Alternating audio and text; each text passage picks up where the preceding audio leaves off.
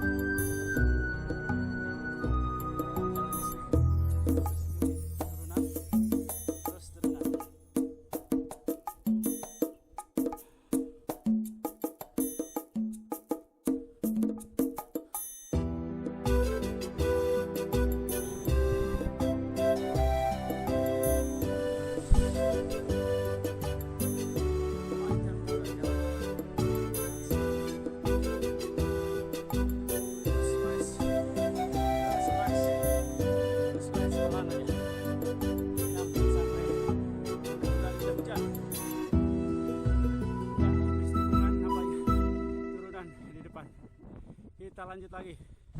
Oke, sekarang saya menikmati turunan yang dari jalan lintas tadi.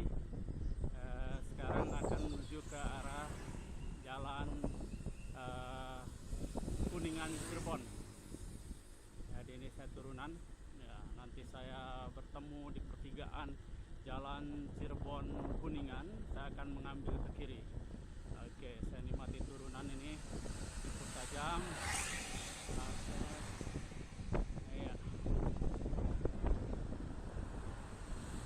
Tadi nanjak terus, berberat-berat, dan bersenang-senang kemudian di turunan.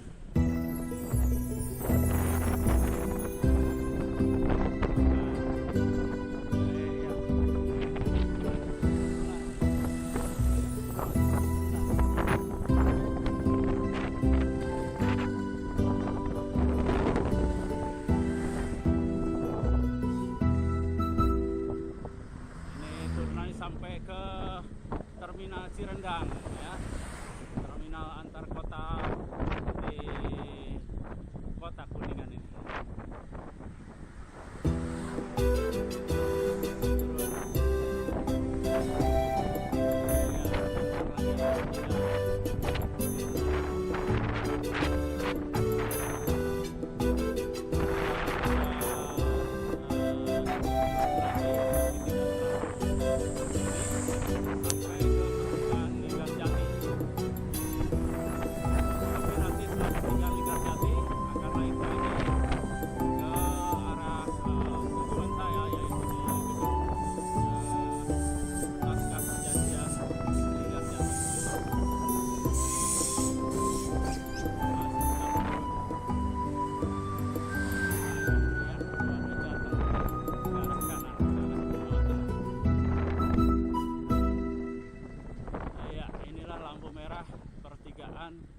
Yang ke kiri ke Cirebon, ke kanan ada kota Kuningan. Saya akan mengambil ke arah kiri untuk ke arah Cirebon, dan di sini lalu lintas sudah mulai ramai.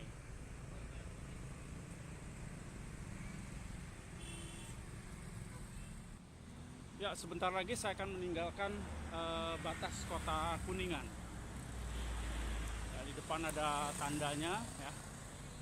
Meninggalkan batas kota Kuningan, di wilayah Kuningannya. Jadi saya akan keluar ini ke arah Cirebon ya. Tuh di depan teman-teman terlihat tanda batasnya, dan di sebelah kanan saya ada tanda kuda, karena Kuningan dikenal dengan kudanya yang kecil. Ya, ini tanda batas terakhir kota Kuningan. Saya akan mampir dulu di toko untuk melengkapi masker ya. Oh, ternyata tokonya di sebelah sana. Dia harus berputar dulu saya. Ya, di SPBU. Sekarang saya sudah hampir mendekati pertigaan yang mengarah ke Desa Linggarjatinya. Nah, ini saya baru sampai Bandorasa. Sebentar lagi langsung membelok ke sebelah kiri dan nanjak. Nanti di ujung jalan itu ada tanjakan yang cukup terjal sebelum lunasnya Linggarjati. Saya masih lanjutkan goes. Suasananya lumayan dingin ini, jalan yang ini ya. Oke, ini cukup primbon jalannya ya. Di depan mungkin sekitar 1 kilo kurang ya. Oke, itu sudah ada petunjuknya. Jadi lurus ke Cirebon, yang ke kiri ke gedung Naskah Perjanjian Linggarjati. Iya. Oke, saya harus membelok ke kiri.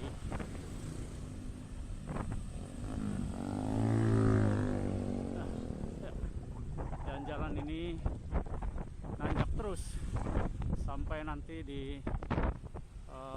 ujung gedung Perjanjian Linggarjati. Itu sudah betul-betul ada tanjakan yang curam.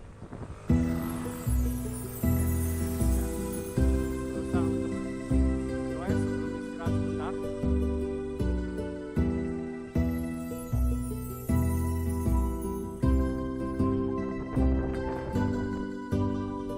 Ya, saya istirahat sebentar. Baik teman-teman, saya istirahat di sini. Sekarang saya ada 2 pesawat, satu helikopter, satu lagi pesawat yang cukup besar. Ini nampaknya Kuningan ini betul-betul berkembang menjadi kota wisata dan banyak kreativitas untuk menarik pengunjung.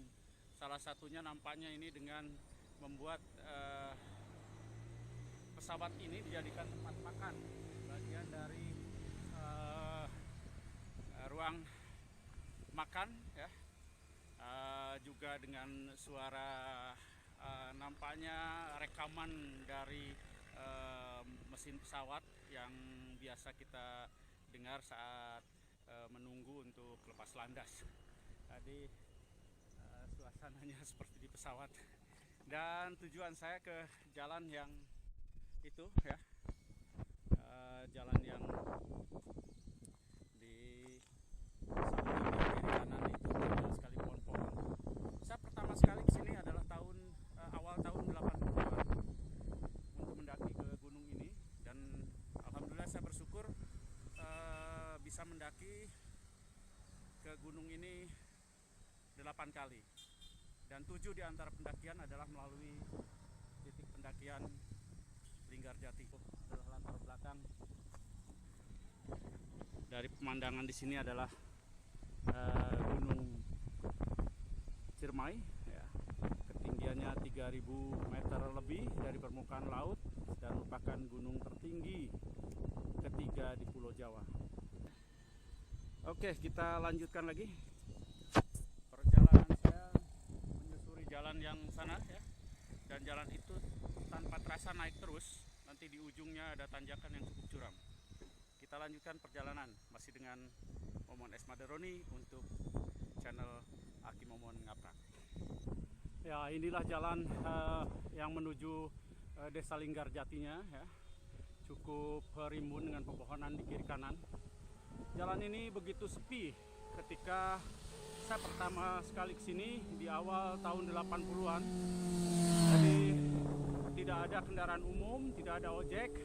Jadi kalau mau mendaki, turun dari pertigaan tadi, itu saya harus jalan kaki sampai ke Balai Desa Linggarjati, tempat yang biasa kami jadikan base camp sebelum pendakian.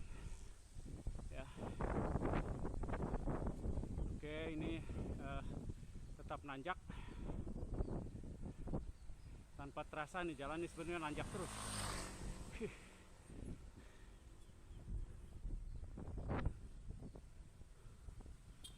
Oke, ya, itulah samar-samar terlihat sebelah kiri rimbunnya kaki gunung Ciremai. Banyak cerita saya dengan gunung ini, pernah mendaki hanya berdua, juga pernah saya turun mendaki sendiri.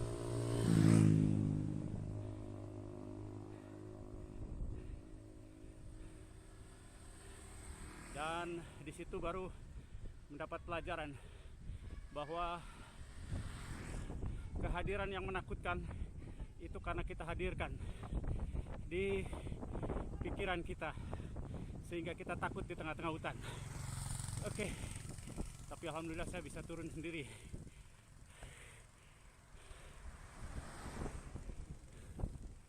Start dari puncak jam 5 setelah asar, baru turun, dan baru hampir jam 10 malam sampai di Linggarjati. Oke, kita teruskan perjalanan dengan napas yang terengah-engah.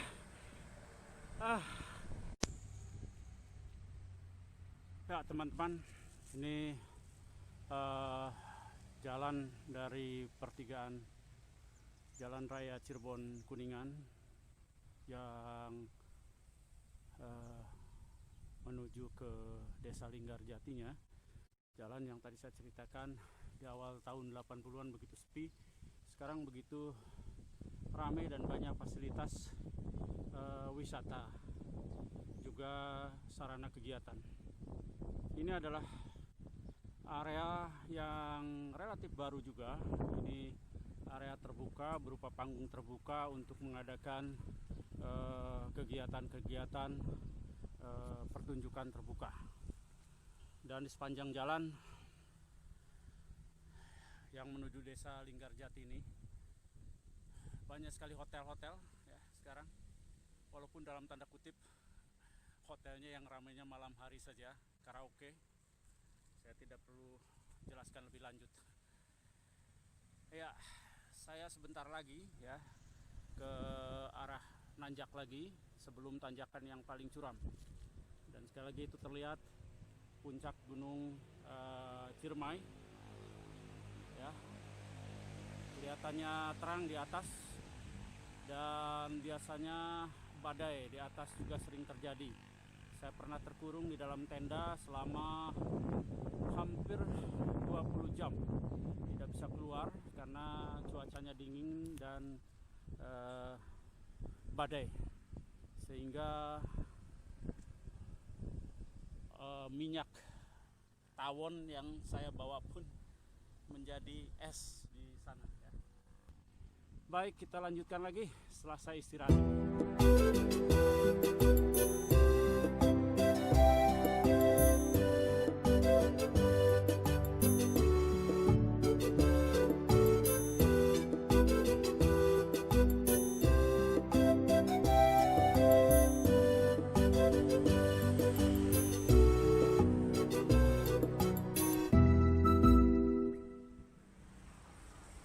Teman-teman, saya sudah hampir mendekati gedung Perjanjian Linggarjati, dan kita lihat banyak sekali di sini pohon-pohon yang rindang, pohon-pohon yang sudah tua, dan ini menunjukkan satu taman yang sudah ada sejak dulu ya. Dan kenapa perjanjian ini dilaksanakan di Linggarjati? Nanti kita lihat kenapa alasannya ya. Yang jelas bahwa perjanjian ini karena tidak ada kesepakatan atau tidak ada pengakuan dari Belanda tentang kemerdekaan Indonesia secara utuh. Jadi hanya mengakui kemerdekaan hanya untuk Pulau Jawa dan Madura.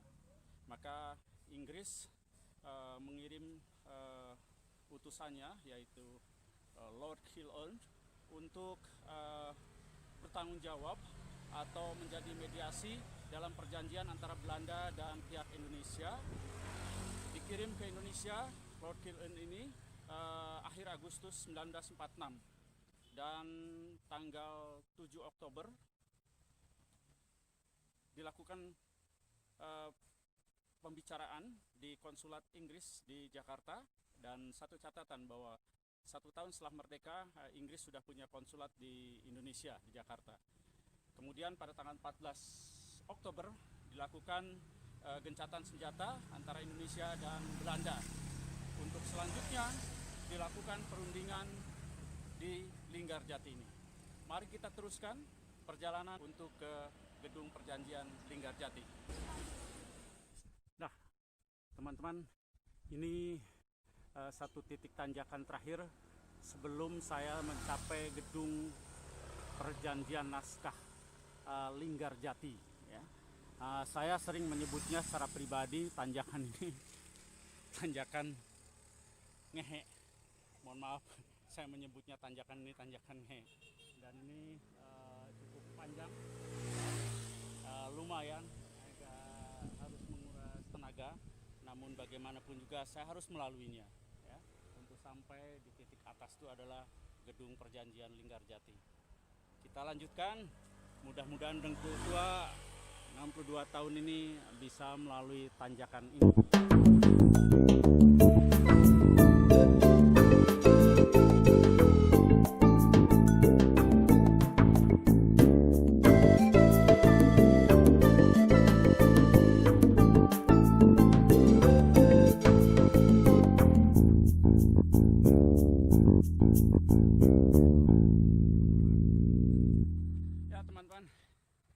Itulah tanjakan yang baru saya lalui dengan sepeda ini. Mohon maaf kalau saya menyebutnya tanjakan ngehe. Ini titik terakhir menuju gedung Naskah Linggarjati. Itulah pintu gedung Naskah Perjanjian Linggarjati ya. Nanti kita akan masuk, apa-apa saja yang ada, informasi apa yang kita dapatkan sehubungan dengan sejarah negeri ini.